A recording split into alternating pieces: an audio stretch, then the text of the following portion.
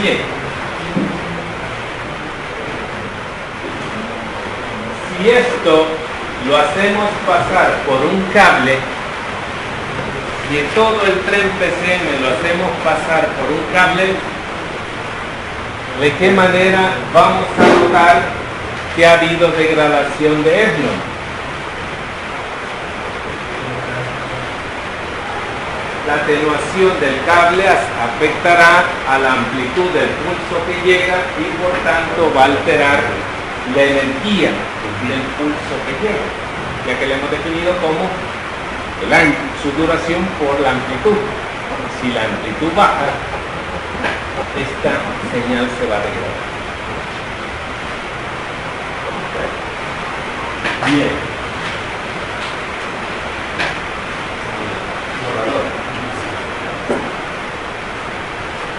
Gracias.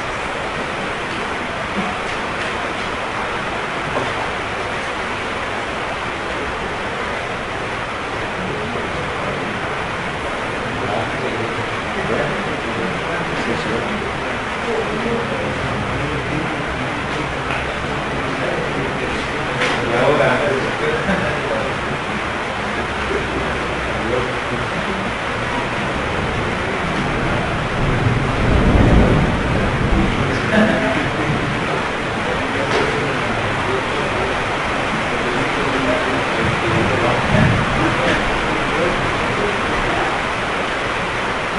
después de codificar lo que resulta directamente son pulsos del tipo RZ o NRZ.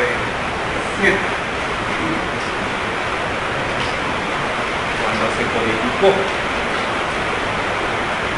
el RZ viene de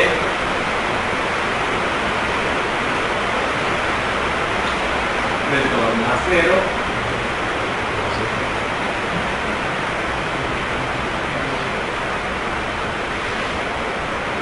o NRZ de no retorno a cero.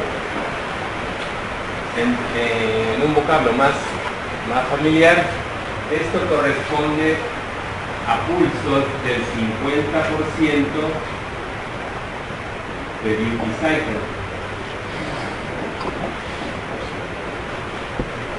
o del ciclo de trabajo, y esto corresponde a pulsos del 100%. ¿Qué entienden con pulsos del 50% de duty cycle? Que del tiempo asignado para el bit, el 50% lo utiliza para indicar su valor lógico. ¿Cuál es el tiempo asignado en cada bit de PCM? 478 nanosegundos. Ese es el tiempo que le corresponde a cada bit. ¿Okay? Bien. Y el de 100% del duty cycle, lo que significa es que va a usar el 100% del tiempo que le toca al bit para representar su valor lógico. En la detección de señales digitales bajo el formato PCM, ¿han oído hablar de sistemas PLL? ¿Han oído hablar de sistemas PLL? Lazo cerrado, que se utilizan para recuperar el reloj o sincronizar la fase de relojes de la señal que llega con el reloj local. ¿Sí? Y estos asociados también a los famosos DCO. En otras palabras, para reducir el jitter, el reloj del receptor se engancha a la fase de la señal que le está llegando. Para que pueda engancharse o que funcionen estas dos cosas, se necesitan transiciones en la señal de entrada.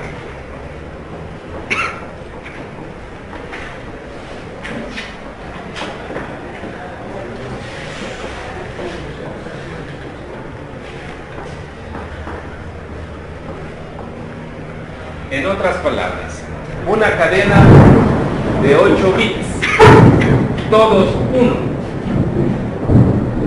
y del 100% del duty cycle, ¿cómo se estaría representando gráficamente? Una línea recta. Quiere decir que largas cadenas de 1 no generan estas transiciones, así que son malas para el enganche de relojes. Otra cosa, estas dos, su espectro provoca que se pierda energía. ¿Por qué? Ya lo habíamos mencionado antes. Porque el espectro de este tipo de señales provoca pérdida o facilita la pérdida de energía. Porque la mayor cantidad de energía se concentra ¿dónde? ¿Se acuerdan? Del espectro del pulso rectangular. ¿Dónde estaba la amplitud más alta? En DC.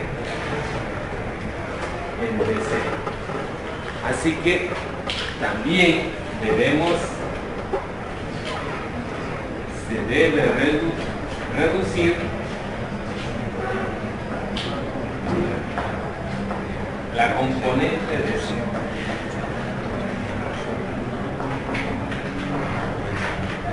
Estos requerimientos han provocado que se creen códigos que facilitan la recuperación de las señales en el receptor.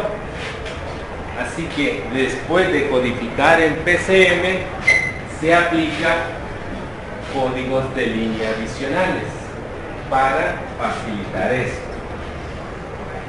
Lo que sí, no vamos a negar es que estas son las dos formas de señal digital más fáciles de generar. Eso es lo más sencillo que hay.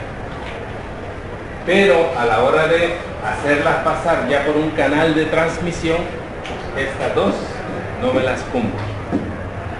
Bien, el RZ, ¿con cuál de estas tendrá problema? ¿O tendrá problema con las dos? El RZ. Por ejemplo, una larga cadena de unos, ¿cómo la representaría el RZ? Serían pulsos. En lugar de que aparezca esto, como al 50% cae, siempre habrían transiciones, pero no me cumplen lo de componentes de DC, se pierde. Como alternativa a esta han aparecido los más importantes, el código ANI.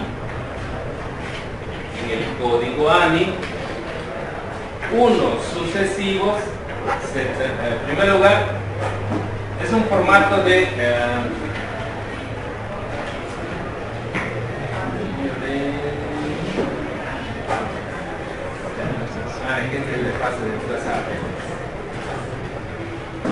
en el ANI, unos sucesivos, todos se transmiten al 50% del duty cycle, está igual que la receta. Lo que cambia es que unos sucesivos se transmiten con polaridad inversa. Si vemos esta palabra código que aparece aquí como ejemplo, la codificación ANI implicaría como el primer bit es 0, se mantiene 0, cuando llega al siguiente bit pasa 1 al 50% de su duty cycle, cambia a 0, mantiene ese estado hasta el final del pulso y el siguiente 1 se transmite con polaridad invertida. Cuando tienen esos sistemas, estos se reconocen como códigos unipolares, mientras que estos se reconocen como códigos bipolares.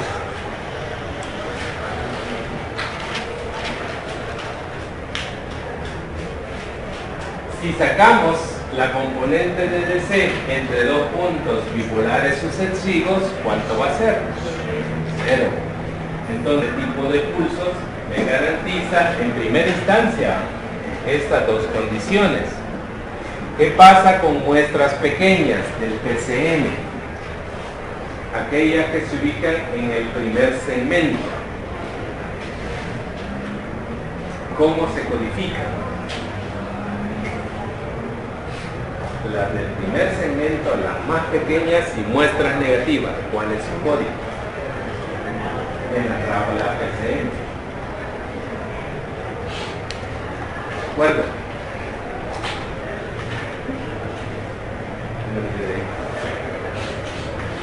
¿De acuerdo? Si las muestras más altas se codificaban todos unos, ¿cómo se codificarán las más bajas? Como cero, solo que si son muestras positivas, el bit más significativo va a ser 1. Pero si la muestra es negativa, el bit más significativo va a ser 0. Y por redundancia de voz, muy probablemente 20 muestras sucesivas de una señal muy pequeña me puede generar una cadena enorme de ceros. ¿Sí? Esa cadena enorme de ceros, ¿con cuál de estas condiciones me dará problemas? Las transiciones. Con las transiciones. No habrá problema con el DC, pero se perderán las transiciones y por tanto se perderá el enganche de las fases de los dos relojes. Para evitar eso, se creó otro código u otra familia de códigos, que es el de, bueno, esta es la muestra de espectral de este tipo de códigos. El AMI ya aparece desplazado del espectro en función de la bipolaridad que se aceptó. Se crearon los códigos bipolares de alta densidad de orden n.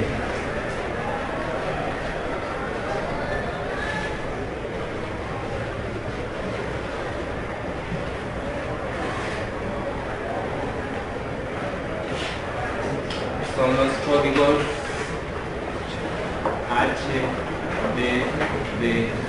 HDDN. High Density Bipolar orden n. Códigos bipolares de alta densidad de orden n. Donde la n lo que indica es cuántos ceros voy a dejar pasar. Eso significa la n. Cuántos ceros se van a dejar pasar antes de tomar acción. El más popular, como podrán ver ahí, es el HDD3. Como acabamos de definir entonces, en este sistema, después de 3 ceros, el sistema hará algo. Y lo que hace es agregar un 1. Lo que hace es agregar un 1. Entonces, si tenemos una secuencia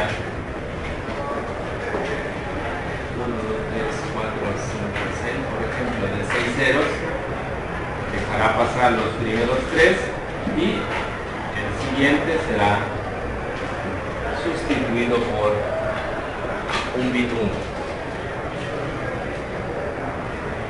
Hay un problema con este, por ejemplo,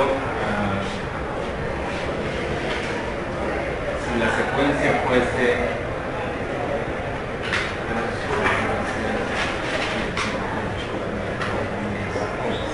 imaginemos que eso fuera así.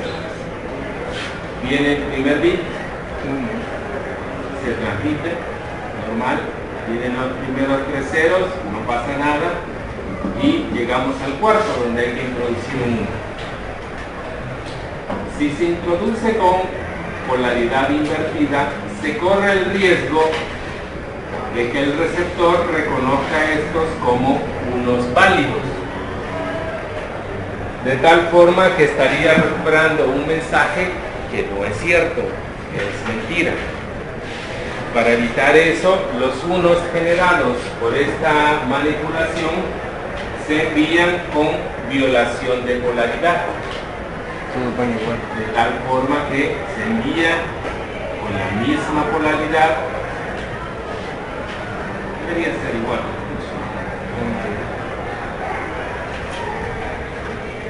El bit anterior válido. Viene la siguiente secuencia, 1, 2, 3, no pasa nada, hacen el cuarto. Si siguiera respetando eso, esto tendría que mandarlo así. Pero entonces ya me meten otro lío. ¿Cuál? El de la componente de DC. Entonces, dos violaciones sucesivas en HDD3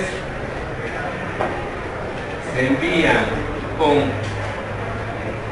la elegida. Esto sería una violación, pero si lo mando así, este podría confundirse con un 1, así que en estos casos el primer 0 se envía con un bit de relleno,